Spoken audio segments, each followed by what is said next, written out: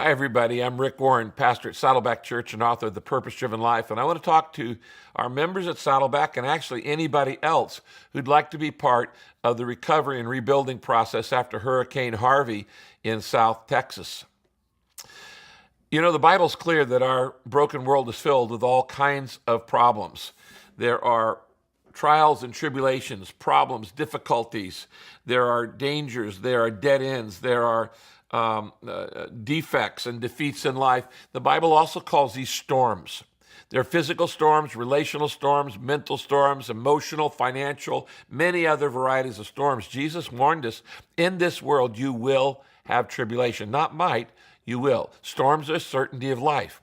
We'll all go through them. And that's why in Psalm 57, verse 1, David asks for God's protection in the storms he was going through. He prays, "Be merciful to me, O God, because I come to you for safety. And in the shadow of your wings, I find protection until the raging storms are over." You know, in the past 2 weeks, our nation has witnessed two different kinds of very destructive storms.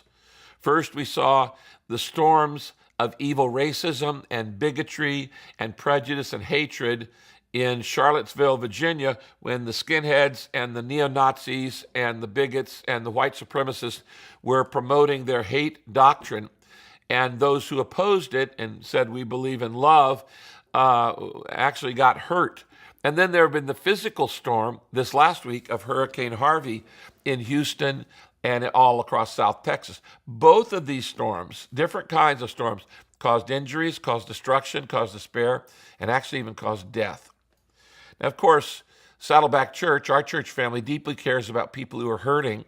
So I want to update you, the members of Saddleback Church, and anybody else who happens to check in, what Saddleback Church has been doing to help these hurting people in both of these storms and how you can still help today. What I'm going to do on this video, I want to share how we're helping the victims and the survivors of Hurricane Harvey and what you can be a part of. And then this next week, I'm going to do a second video that reports on our church's ongoing efforts to fight and counteract racism and bigotry and hatred, the kind that was on display in the Charlottesville protest by the white supremacists. But before I tell you how you can be a part, I first want to pause just a minute. Please bear with me. And I want to tell Saddleback members how proud I am of you. You guys are amazing in your compassion for others in pain. Once again, you've stepped up to serve in a crisis. Now, I've watched you do this as your pastor over and over and over through literally dozens of disasters and floods and fires and hurricanes and terrorist attacks and earthquakes and riots and wars that have happened during our church's 38-year history.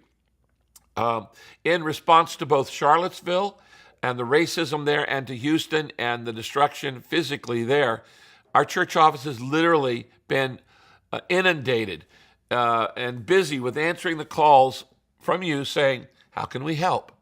How can we serve? How can we donate? How can we give financially? What does God want us to do? How can we pray? This is so typical of the spirit of Saddleback. I've seen you do it in disaster after disaster. We probably have as much experience in dealing with disasters around the world.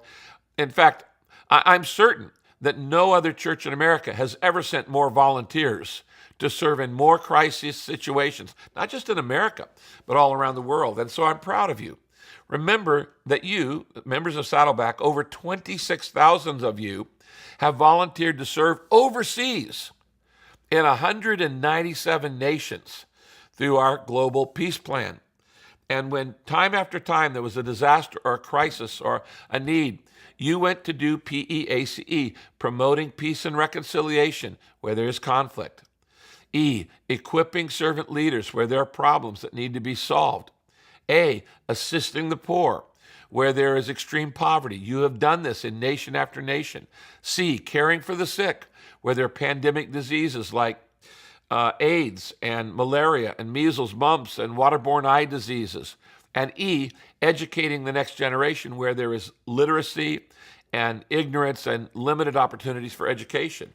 Over 26,000 of you have come out of Saddleback Church for that. And that doesn't even include the over 30,000 more of you who volunteered to serve in local peace projects and ministries here in the United States. For instance, after the Katrina hurricane, Saddleback Church sent 1,482 volunteers from California all the way to New Orleans, almost 1,500 members to help rebuild that city.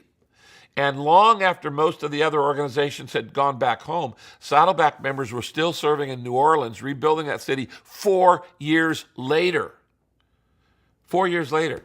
When we take the Peace Plan volunteers to an area, we make a long-term commitment. We're not just there while the media covers the crisis for a few days or weeks and then moves on. We're there for the long haul because rebuilding takes time.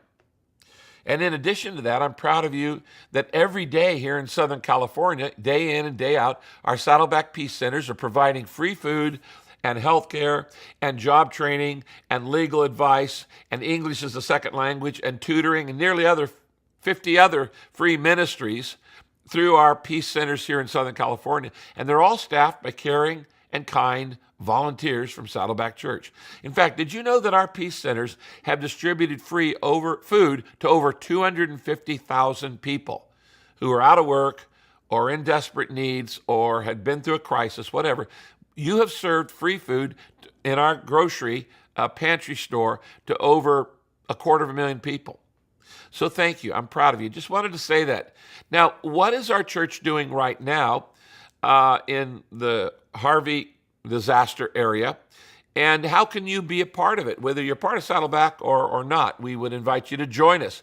Well, every time there's a crisis, we do 6 things. We're very organized. We have a rapid response team of about 400 people who can move in a minute. We have actually a full-time pastor of disaster, which we've had for over 15 years. It was Steve Rutenbar for many years till he retired, and now it's Mike Constance.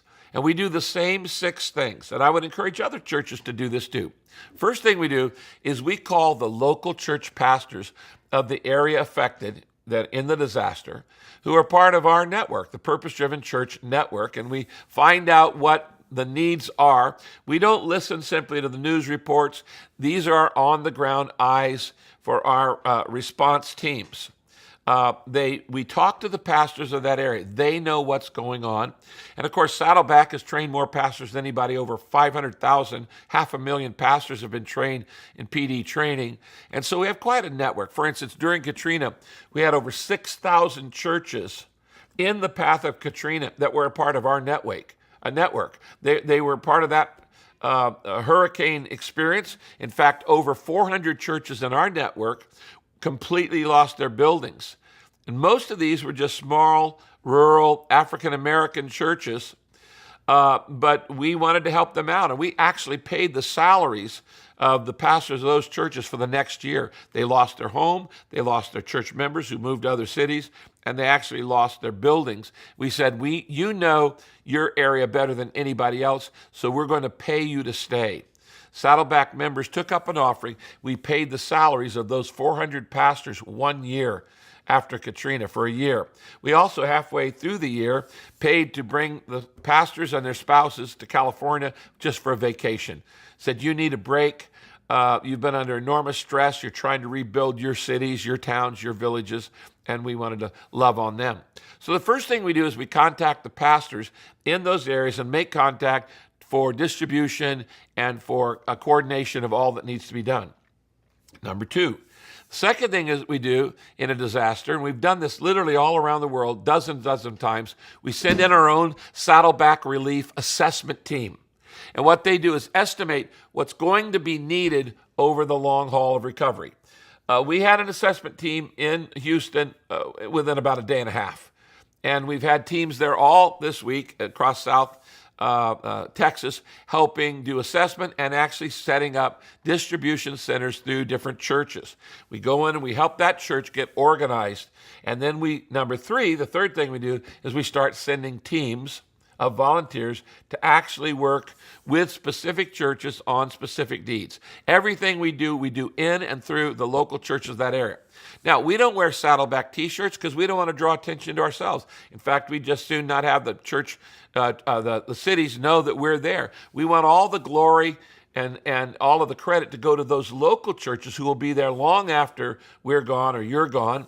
And so we set up a system where we are funding and we are sending volunteers and we are sending food and supplies and everything that's needed to those local churches, and then they get the credit for it. And if you want to be a part of one of those teams, you can join us. The fourth thing we do is we always look for ways to care for the caregivers. Specifically, we're looking to help serve the nurses, the doctors, the law enforcement, the fire department, pastors, social workers, certainly anybody who are caregivers in the area of crisis. So who is caring for them? Everybody's focused on the victims and the survivors, but these men and women who are working long days, 16, 18, 20-hour days, they need to be cared for. Let me just give you an example. When Katrina hit, we took up an offering at Saddleback Church, and the next day I got on a chartered plane with our team, and we went to 4 cities in the South to meet with our regional network directors, set up regional centers. We gathered all the pastors in each of those 4 areas, met with them to coordinate relief efforts and to honor them, to encourage those pastors. I actually even gave those pastors some sermons on dealing with disasters and how to rebuild, that they could preach every weekend to their people for the next month, because they don't have time to write sermons when you're draining water out of your building and out of other people's homes and things like that. That's the 5th thing we do. We actually provide sermons to any pastor who needs to preach a recovery, rebuilding series to their congregation, which is in the affected area by the disaster. Then finally, number 6, we actually give our members and anybody else the opportunity to financially support the recovery movement. Anybody, whether you're a part of our church or not, can support Peace Relief online. What you just need to do is go to saddleback.com, that's our website, find the online giving space, and you'll find a button that says Peace Relief. 100% of the funds that are given to Peace Relief go directly to the affected areas. We don't have any overhead. We don't have any administration costs because everything we do is done by volunteers. So there's no overhead. We have no overhead. We actually get 100% of the money given going directly to the people in need. Our members at Saddleback are so generous. You have, as I said, given millions in relief. Let me just give you a couple examples. When the Southeast Asia tsunami hit years back, and that entire southeast area of Asia was destroyed by this enormous tsunami, I got up on a Sunday morning. I said, folks, we need to help these people. And the basis of a 30-second ask, Saddleback members gave $1.6 million in cash right there on the spot. And the next morning, we put teams on the plane to go to Thailand and Sri Lanka and the other countries that were affected, distribute that money to the churches, and through those churches, it's going out to help the people in the areas of those communities who were, stricken by the tsunami. 9 months later, Katrina hit. I did the same thing. I stood up on Sunday morning and said, folks, we need to give, and we need to support the people who are hurting in Katrina. And our members gave $1.8 million to the Katrina relief, and that was literally just 9 months after the tsunami. And so they'd given over $3 million in a year to help people in deep need. I'm just coming from 2 hours ago. I did the last service of our weekend services here at Saddleback, and I challenged people there. We had an envelope for people. I don't know what the offering is yet, but I know it'll be a lot. And I want to say that if you want to participate in that, you can help. Now, what can you do? You can do 3 things. You can pray, you can go, and you can give. And if you'll go to my Facebook page, you'll find a list of things that you can pray specifically for the people in Houston and South Texas, things to pray. There are things you can give, not just money. We had a man call in and said, I have a factory that does cardboard boxes. I can give 10,000 cardboard boxes. Well, we could use those because we fill them with things, and people need, when they've lost everything, they have nothing to contain what few valuables that they have. So we'll give you a list of things to give. Go to the website, my Facebook page, Pastor Rick at Facebook, and then you can go. And if you'd like to go, just contact us. You can actually send an email to peacerelief@saddleback.com, peacerelief@saddleback.com, and we'll contact you on how you could go on one of our peace teams to help. The Bible says if you see people in need and you have the means to do something about it, you need to step up and do it.